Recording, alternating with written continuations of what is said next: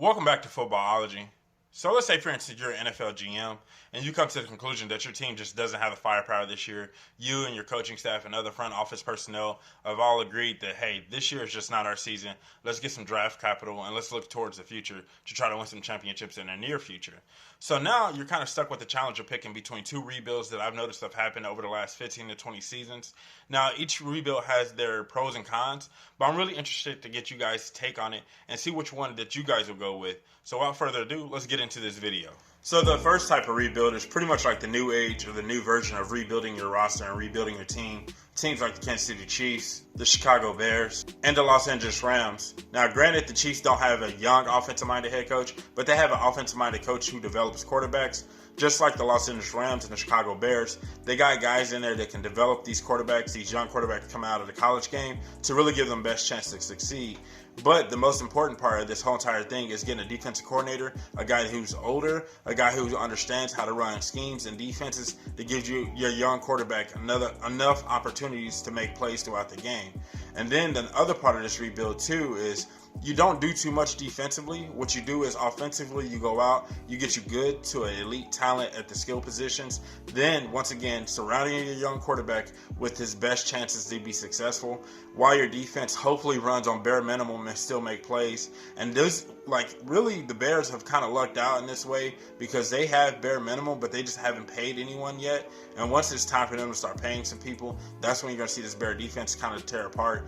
But the Rams are kind of running bare minimum defensively, and they're kind of getting away with it. I mean, they did pay Aaron Donald, and they just acquired Jalen Ramsey, but, they still got to pay these guys. Like, Jalen Ramsey is still running on a rookie deal. They pretty much don't have anyone really locked up on their defense outside of Aaron Donald when you really look at it.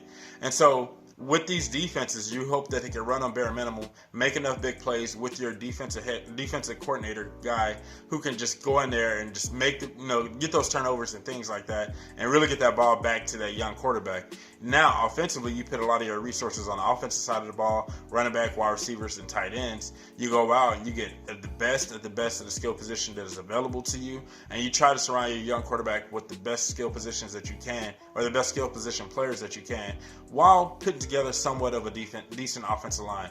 But it really comes down to your offensive-minded head coach and your young quarterback to go out there and make plays, and hopefully just to blow this thing up. Now, with this rebuild, I really don't like it too much because I feel like it leaves you vulnerable to big plays defensively, but also it leaves you vulnerable to getting exposed offensively if your young quarterback don't go out there and actually be successful, like you can see with the Chicago Bears or even with the New York Jets, who are they're kind of in between the two. They're really hanging in the balance of the new school or the old school rebuild.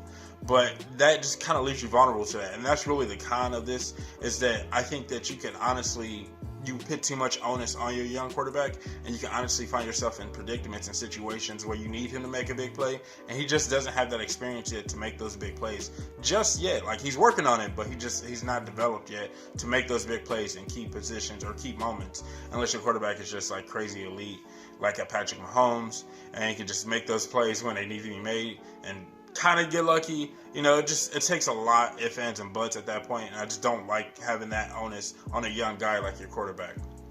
So now we're on to the old school version, I guess you could say, of rebuilding your roster, rebuilding your team. Teams like the Atlanta Falcons, the Jacksonville Jaguars, and the kings of doing it, the Pittsburgh Steelers. Now, with this rebuild, I really love it, honestly. It makes so much sense. I don't understand why more teams don't do it, or at least take this path. So with this rebuild, what you do is you go out and you get you a semi-young, like we're talking about in his mid-20s running back, kind of coming off that first contract, going into a second contract, or you can go out and get you a rookie running back, somebody that can be a featured guy. Then you build the offense line as best as you possibly can without spending so much of your resources there. Most of your resources are going to be spent on the defensive side of the ball. Now, what you're going to do is you're going to build this defense up to a top 10 defense, and once that defense is at that point and that run game can be something sustainable that can really help that young quarterback out, then what you do is you go out and you go get you a young quarterback in the first round, second round, third round, wherever you decide to take your quarterback, go get you a young quarterback, plug them into the system. Now the thing is, their skill positions on the outside aren't as dangerous, or they are in the new school way, if you will. But what you do is you have some adequate guys on the outside who can make those third down catches. All they got to do is catch maybe 2 to 3 balls a game, and that's all we're really looking for, because we're going to run the ball anywhere from 25 to 30 times a game. You need a defensive-minded head coach, and that's really going to pretty much sew this all together. If you get a defensive-minded head coach, a guy that can go out there, put the defense in position to make big plays, get the balls, get those turnovers, and then you're looking at your final scores being somewhere around 20 to 13. You're looking at your final scores to be in somewhere around 17 to 14. 10 to 13. They're going to be really low scoring games, but the thing is, they're going to be really dangerous. This team, for me, is really dangerous because not only right now are they going to be good, but in the future, in the near future, as this quarterback develops and gets better, they're going to be even better. And so now, like, the reason why I call the Pittsburgh Steelers the king of this is because that's what they did with Ben Roethlisberger. They had a good running game with Willie Parker and Jerome Bettis. Their defense was adequate, top 10 with Dick LeBeau running the show. That was amazing.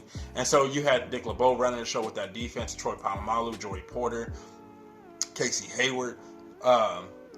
They had so many. They literally, like, the list is so long. I can't even think. I think Brett Kiesel was another guy on that defense. Ike Taylor, Ryan Clark. So they had so many guys on that defense. They were out there making plays, and Dick LeBeau really running the show was the key to all of this. Honestly, my personal opinion. But they had all these guys out there just balling out and giving their young quarterback opportunity to win some ball games and building his confidence. And so then what your quarterback then does is, as he builds this confidence, he starts to get more comfortable with himself. He starts to understand that he can win ball games, and then he wants to become that guy, become that quarterback that can make those plays in the fourth quarter to give his team that chance to win. And that's what you're seeing with Ben Roethlisberger. The Pittsburgh Steelers got 2 Super Bowl rings out of this rebuild style, and that's why I'm such a big fan of it. You look at even with the Atlanta Falcons surrounded Matt Ryan with some good to adequate talent, but defensively they were still a dangerous team at the time. Now they're just like, what? I don't know what Atlanta is now. But their young quarterback got a chance to develop, and he wasn't rushed to go out and make plays right away. And as Matt Ryan started to develop into a quarterback, he ran into an MVP season, and he went into a Super Bowl. And so, like, this rebuild style to me just seems so much more legit. It seemed like it has so much more winnability, and it seemed like it has an ability to win a championship.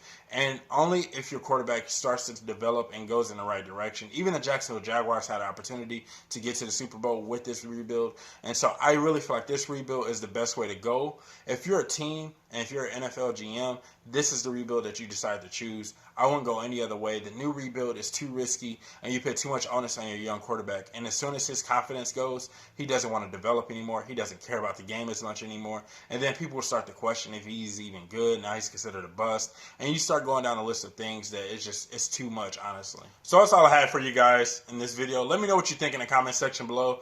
Are you a fan of the new school rebuild, or do you rather go the old school rebuild and let your quarterback develop? Let me know what you guys think in the comment section below. And if you're not a footballologist yet, go and subscribe to the YouTube channel today, become a footballologist, and stay safe, football fans.